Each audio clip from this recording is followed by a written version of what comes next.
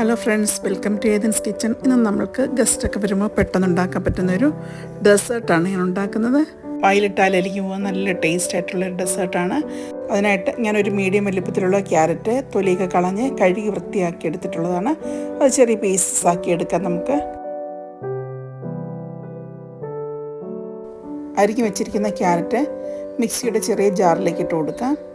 ഇതിലേക്ക് നമുക്ക് 1 table spoon പാലോ വെള്ളമോ ഒഴിച്ച് നമുക്ക് നല്ല പേസ്റ്റ് പോലെ അരച്ചെടുത്ത് കൊണ്ടുവരാം. ഇനി നമുക്ക് ഒരു ചൂട് കട്ടിയുള്ളൊരു പാൻ അടുപ്പിൽ വെച്ചതിന് ശേഷം അതിലേക്ക് 1 ടേബിൾ സ്പൂൺ നെയ്യ് ഒഴിച്ചു കൊടുക്കാം. അതൊന്ന് മെൽറ്റായി വരുമ്പോൾ നമുക്കതിലേക്ക് അരച്ച് വെച്ചിരിക്കുന്ന ക്യാരറ്റിൻ്റെ പേസ്റ്റ് ഇട്ട് കൊടുക്കാം. മീഡിയം ഫ്ലെയിമിലിട്ട് നമുക്കൊരു 2 മിനിറ്റ് വരെ നമുക്ക് വഴറ്റിയെടുക്കാം. ഇതിലേക്ക് നമുക്ക് 1/2 കപ്പ് പാലൊഴിച്ച് കൊടുക്കാം. ഇതെല്ലാം കൂടെ നന്നായിട്ട് മിക്സ് ചെയ്തെടുക്കുക.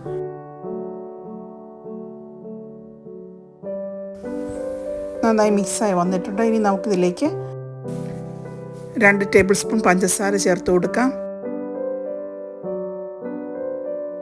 ഒരു നുള്ളു ഉപ്പും കൂടെ ചേർത്ത് കൊടുക്കാം. ഒരു ഫ്ലേവറിന് വേണ്ടി ഇതിലേക്ക് നമുക്ക് 1/2 ടീസ്പൂൺ ഏലക്ക പൊടിച്ചതും കൂടെ ചേർത്ത് കൊടുക്കാം.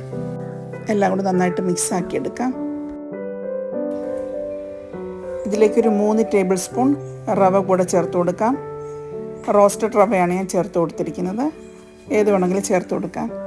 എല്ലാം കൂടി നന്നായിട്ട് മിക്സ് ചെയ്തെടുക്കാം. പാത്രത്തിൽ നിന്ന് വിട്ട് വരുന്ന പരുവാകുന്നത് വരെ നമുക്ക് ഇളക്കി കൊടുക്കാം. ഇപ്പോൾ പാത്രത്തിൽ നിന്ന് വിട്ട് വന്നിട്ടുണ്ട്. ഈ ഒരു പരുവാകുമ്പോൾ നമുക്ക് ഫ്ലെയിം ഓഫാക്കി കൊടുക്കാം.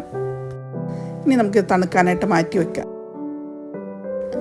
ചെറുതായി തണുക്കാൻ തുടങ്ങുമ്പോൾ നമുക്ക് കുറേശ്ശെ മാവെടുത്തതിന് ശേഷം ഇതുപോലെ ചെറിയ ബോൾസായിട്ട് ഉരുട്ടി മാറ്റി വയ്ക്കാം.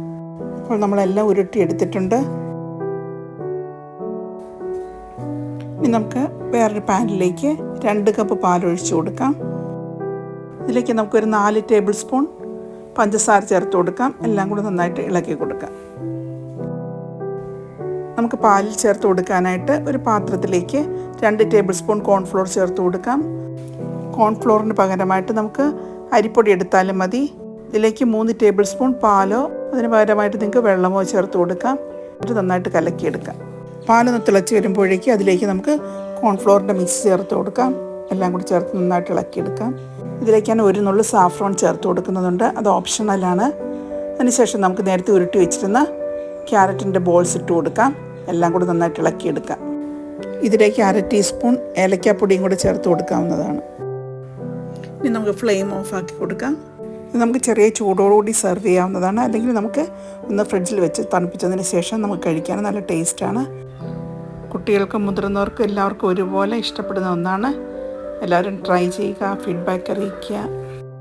Thank you for watching.